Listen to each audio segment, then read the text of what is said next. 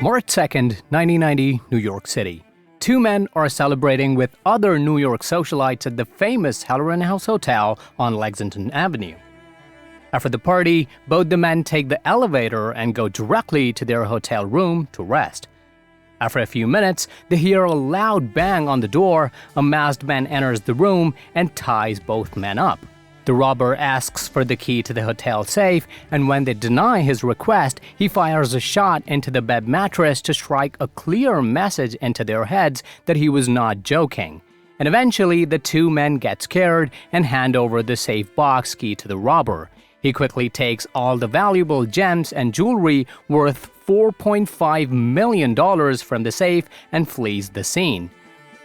One of the men, while still being tied up, dials the front desk using his nose and begs them to immediately call the police. The receptionists rush to their hotel room to check on the safety of their guests, but what they didn't know was that this wasn't just a robbery. It was an important part of a much larger scheme that would open the doors for these two distinguished gentlemen to steal millions of dollars in the days to come.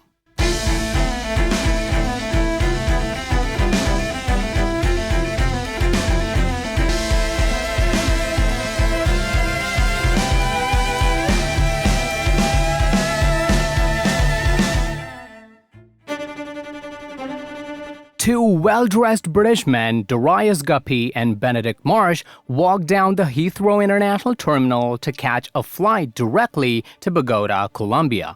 Their intentions? To find the highest quality uncut gems, especially emeralds, and smuggle them back to Britain and sell them on the black market. Both the men take their seats and fly out directly to Colombia. After landing in Bogota, they are received by a gem broker named Dino, who drives them directly into the deep and dangerous jungles of Muzo mines around 60 miles west of Bogota. At a shady-looking mine site, both men are presented with various varieties of uncut gems and emeralds, and they offer to pay around $15,000 for one shipment. The two men inspect the gems, make the payment, much of it borrowed from other people in London, and while leaving the site, Dino warns them, stating, "If customs find it, you didn't get it from me. You were just here for the coffee." The two men, a bit scared but happy for a successful deal without much drama, agrees to Dino's word and head straight back to Bogota's international airport. Despite their concerns about being caught by the customs, the two men are cleared through without a single question due to their British passports, the way they presented themselves, and the way they spoke. After arriving back in London, Guppy and Marsh contact a black market gems dealer near Hatton Garden and successfully sell the stones for £6,000 apiece. The two men make substantial profit from their first illegal gem deal and get their first ever taste of how the crime world actually works. However, these two well-dressed men were not some everyday crooks looking for a payday. Darius Guppy and Benedict Marsh were actually amongst the top 1% people in the entire world who had direct connections in the upper echelons of the British high society, including personal ties to figures like Princess Diana, her brother Earl Spencer, and even Boris Johnson. So the question was, what could possibly have driven these two high-class men to smuggle uncut gems like small-time crooks in the alleyways of central London? It all starts with Darius Guppy's father, Nicholas Guppy, a well-established botanist, writer, and explorer who had accumulated massive amounts of wealth during his early days. And Darius was indeed born with a silver spoon, living lavishly in his childhood estate in South England. And during the late 1980s, Nicholas Guppy made a large investment in Lloyd's of London, a multi-billion-dollar insurance marketplace. But this is where Nicholas Guppy made a devastating mistake that was about to haunt Darius Guppy for years to come and was about to become one of the pivotal catalysts that would force him to commit million-dollar crimes. You see, the Lloyd's of London operated as a marketplace and not as a standalone insurance company, which meant that any investor investing with them would have to bear personal losses during financial crisis and on the flip side would make massive profits in a booming market. And Nicholas Guppy took that risk. And just a few years later, disaster strikes. After decades of ongoing medical research, a new discovery confirms that asbestos, a mass-produced and widely used construction material, was causing severe lung diseases like cancer and mesothelioma.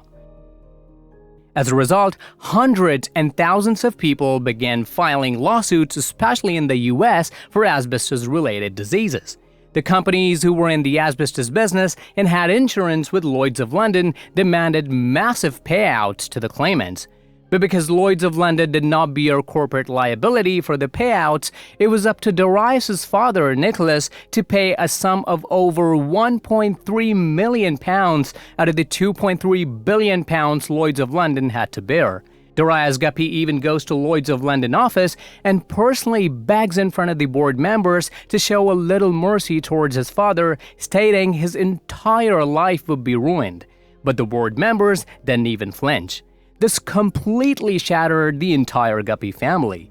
Nicholas was forced to sell 2 of their Chelsea-based apartments just to feed the family, and even their estate was at risk so that they could at least afford a one-time meal. And Darius could not bear the pain of his status and his royalty being stripped away bit by bit because of his father's mistake. And therefore, Darius Guppy finally decides he would not let the shadows of poverty creep in, and he will take all the actions necessary to maintain his status, and sets out to carve a $1 million future for himself. At this point, Darius Guppy did not have any money because of his already crumbling financial stability, and was not in a position to ask for any money from his already burdened father for help in starting a business. But what he had at the time was far more valuable than a couple of £1,000.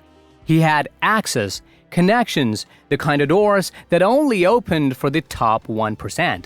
Old Oxford ties, friends from exclusive clubs, and high society friendships. On September 16, 1989, Darius Guppy attends the wedding of Charles Spencer, Princess Diana's younger brother, as his best man. At the wedding, through a mutual connection, he meets a man named Benedict Marsh. Not as royal with high-class connections as Guppy himself, but he understood the world of crime better than Guppy, and they were the combo perfectly fit for carrying out their $1 million operations.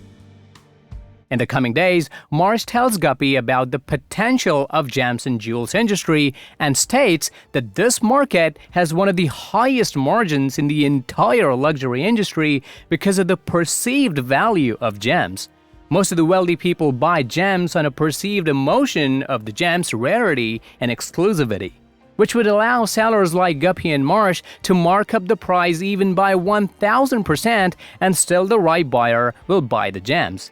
And therefore, tempted by the margins, both Guppy and Marsh began traveling to Colombia themselves, posing as buyers, dealing with shady miners, and smuggling small consignments of uncut gems back to London. But it doesn't take long for them to realize that these low-scale operations won't cut it. They need volume, and to move volume, they need legitimacy, or at least the illusion of it. Therefore, they create a perfect front for their illegal operations, a company named Inca Gemstones plc that would allow them to smuggle large volumes at much cheaper prices via illegal shipping routes. With the establishment of their company, Guppy finally realizes this would be the perfect time to take revenge from Lloyd's of London. He registers an insurance policy for a gem consignment worth $4 million, and in the meantime, both Guppy and Marsh expand their smuggling business into gold markets and start buying gold locally in London and start smuggling them to Mumbai, India. Guppy and Marsh knew that gold imports were still banned in India during late 1980s and saw a massive profit potential due to extremely high demands of gold in India because of its traditional and religious ties. However, just a year later, in 1990, India lifts gold import bans that massively affects Guppy and Marsh's gold business. Back in England, Guppy and Marsh suffer severe financial losses, and therefore, they finally make the decision to set up a gem heist in New York so that they could recover from the losses to continue their shady gem business. In late February of 1990, Darius Guppy and Benedict Marsh pack up their bags and a gem consignment worth $4.5 million in order to sell the gem amongst high-profile socialites in New York. They land in New York a day later and book a hotel room in Halloran House on Lexington Street. They intentionally opt for a room that had a safe facility and logged their millions of dollars worth of gems before leaving the room.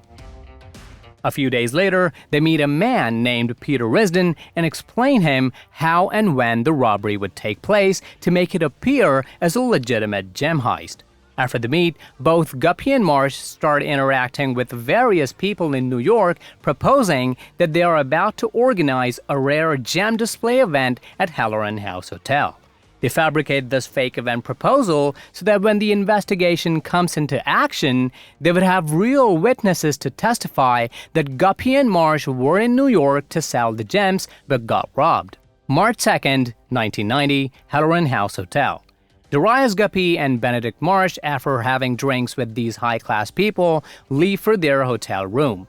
A few minutes later, Peter Risden, the hired robber, knocks on their door and simply walks inside. They lock the door and start discussing how the robbery would take place. Risden and Marsh suggest what's the point of tying them up and firing a shot in the bed. Risden can simply take the gems and walk away. However, Guppy suggests when the police investigation comes into action, and if ever they had to go through a lie detector test, they won't be able to pass the test if the events didn't really happen. There has to be a real chaos and some signs of struggle, both psychological and physical, to make sure the robbery was forced and authentic and not staged. After agreeing to Guppy's logical insight, all three men get into action. Peter Risden puts on his mask and starts yelling to give him all the valuables, while Guppy and Marsh tie each other's hand with a rope. Risden fires a single shot in the bed at close range to make sure everyone's safety, kick both men a few times to at least create a psychological image in their minds for the lie detector test, open the safety box with a key, take all the gems and jewels worth $4.5 million, and flees the hotel. Marsh dials the front desk with his nose in a panic mode and tells them that they've been robbed and requests them to call the police immediately. The hotel staff rush to their room to check on Guppy and Marsh and find them tied up lying on the floor. After a while, the police arrive at the scene and start questioning Guppy and Marsh about the robbery. And they tell everything in detail, how they met some people before the robbery, discussing about the gem display event, and every detail about how the robbery went down. They file the report and look for a possible suspect in the coming days, but fail to find any lead. Darius Guppy and Benedict Marsh meet Peter Risden again in a discreet location, and Risden hands over the original gem loot back to Guppy. Both the men fly back to London, and within a few days, Guppy files an insurance claim with Lloyd's of London to pay a sum of £1.8 million for the theft. And within a month, on April 12, 1990, Guppy receives the insurance money, and he splits half of the money with Benedict Marsh.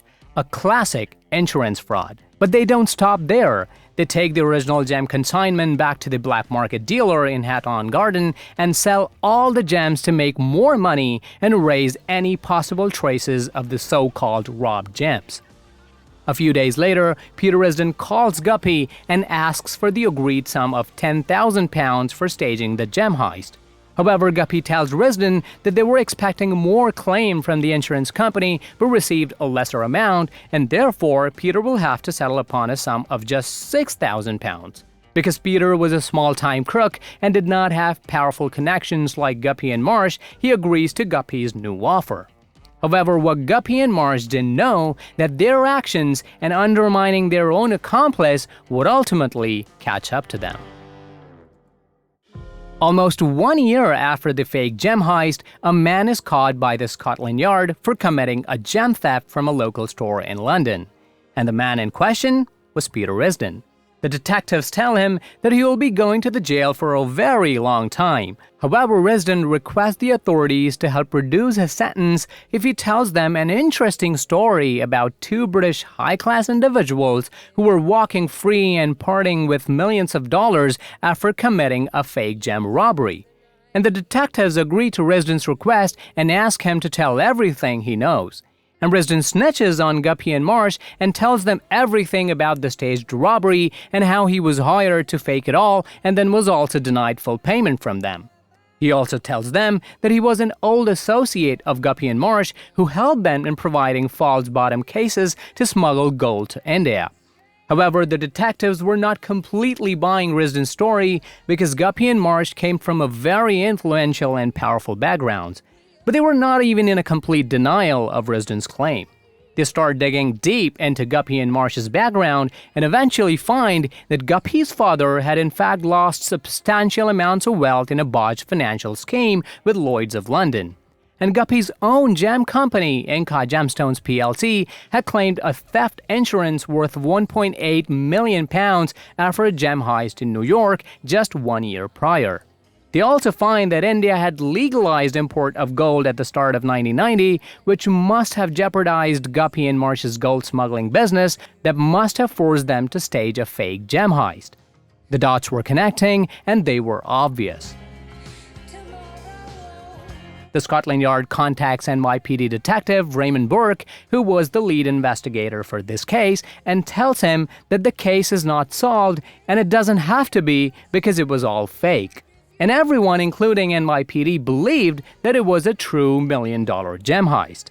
And not only the heist was fake, the gem certificates for all the gems Guppy and Marsh sold were fake too. Dino, who sold uncut gems to them, were substandard and were not even worth more than a few £100s.